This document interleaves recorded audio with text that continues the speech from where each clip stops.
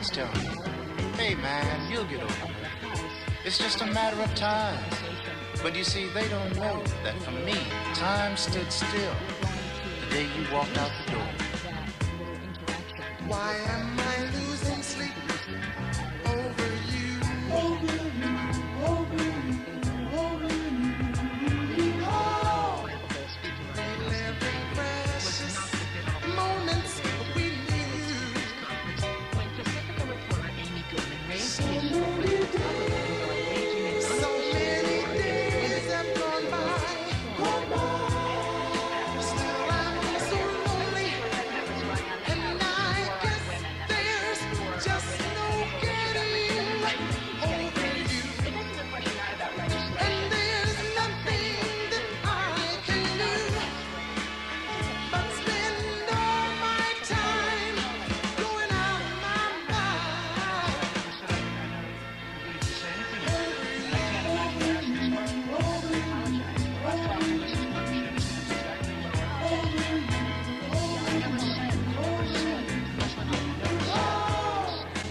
Within the prison walls of my mind,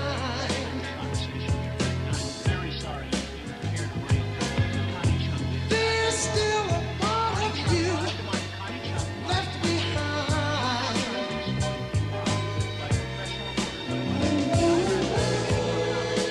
And though it hurts how goodbye, and without your sweet love, I just know I'll die. And I guess there's just no getting over you. And there's nothing that I can do but spend all of my time going out of my mind over you. Said I want you, baby. Over you, baby.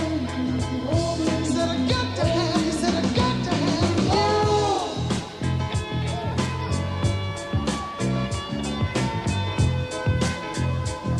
Just let me have you. Just let me have you.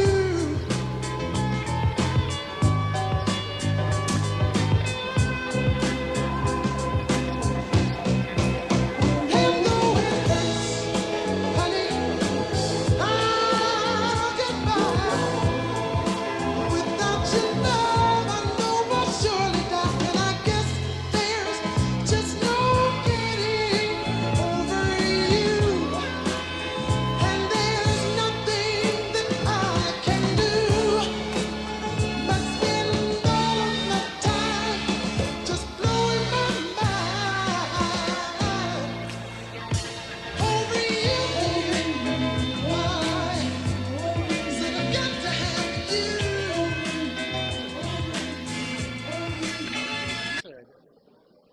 My question is, did Newt Gingrich ever apologize to you after his mom called you a you-know-what on the Connie Chung show back in the day?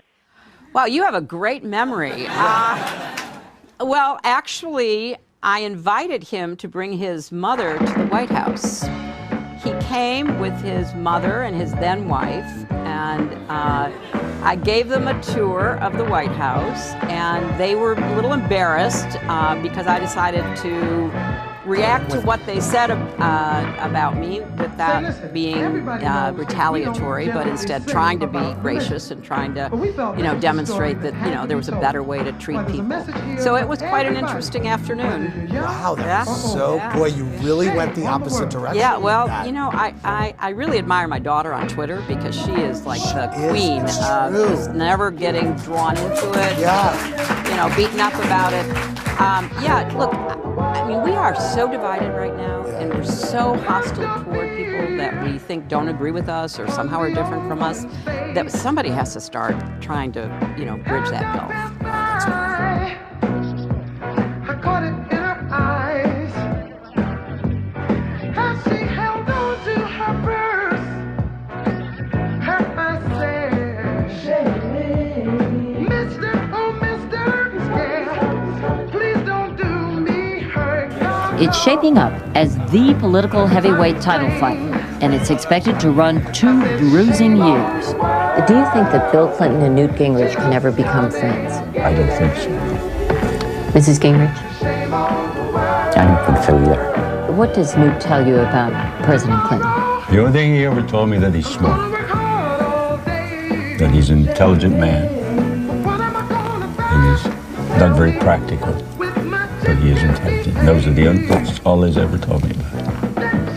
Mrs. Gingrich, what has Newt told you about President Clinton? Nothing. And I can't tell you what he said about Hillary. You can't? I can't. Why did you just whisper it to me, just between you and me? She's a bitch. Well, that's the only thing he ever said about her. But I think they had some meeting, and she takes over. She does? Oh, yeah. Yeah, but when Newt is there, she can't. There's another, perhaps unexpected twist to Newt Gingrich's story.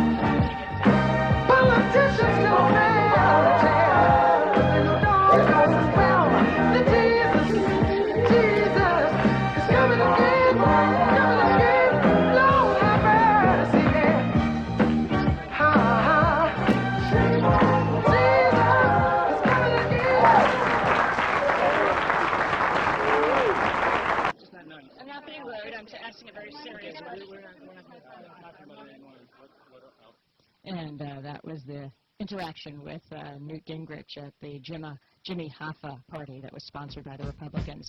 There is a joke of a little boy saying to his father, "What's our oil doing under their sand?" It's not our oil. But what's the motive if you're George W. Bush? Do you really want to go to war?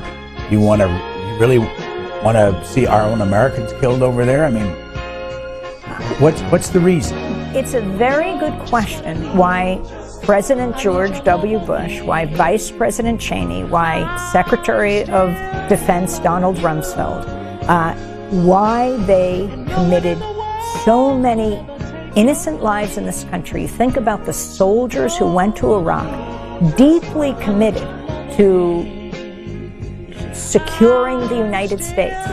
Why were they sent to Iraq? That is a very serious question. You know, interestingly, one of the people who signed up to be in the military, who ultimately wasn't, was Edward Snowden, one of the great whistleblowers of our time. He ended up having both his legs were broken in training, and he didn't go into the military. Ended up working with the NSA, but had a deep commitment to the United States and ended up showing it in a different way as a whistleblower. From your perspective, though, why do you think, I mean, was Don Rumsfeld and George W. Bush, Paul Wolfowitz, were they evil people? I mean, when you look at the actions they engaged in, were they evil actions, committing so many lives, leading to the loss of not only American lives, but lives in Iraq and Afghanistan? It's horrific what has happened, and we are talking... Why do you think, what motivated them to do it? I mean, that's the question that's never been answered, and obviously you were against it from the beginning, and you demonstrated before it even started, but what's the reason? That was a matter of saying, what would be the reason after the September 11th attacks, when we were harmed so seriously, we would attack a country who had nothing to do with the September 11th attacks? I do not know why they were so intent on taking out Saddam Hussein from Iraq. There are many dictators in the world, except the countries that we target are so often have precious resources the U.S. wants to control, for example, like oil. But I think it is more complicated than that. All we can look at and all we can judge is the actions that they took. Why in their hearts, I can't tell you. Okay, but in a democracy, your leaders are chosen by the people. He was reelected in 2004, so the public must not have been unhappy. Well, you know, that's another interesting issue, our elections. And when we started Democracy Now! In 1996, in the end of 1995, I was in Haiti.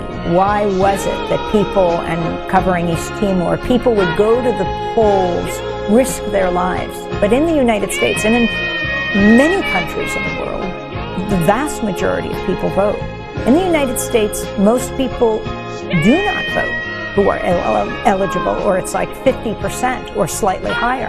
I mean, this is a very serious issue when we look at why people don't vote. I think there are many obstacles put in their path, and there's the question of whether they feel there's a real choice. But we have to look at why people are elected with like 25% of the vote, which is something like along the lines of what George W. Bush was elected by. So what happens when Amy Goodman says it's time to quit?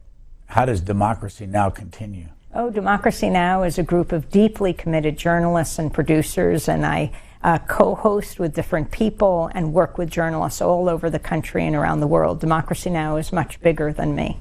But still, you're the one that conceived it, and you're the one that's hosted it.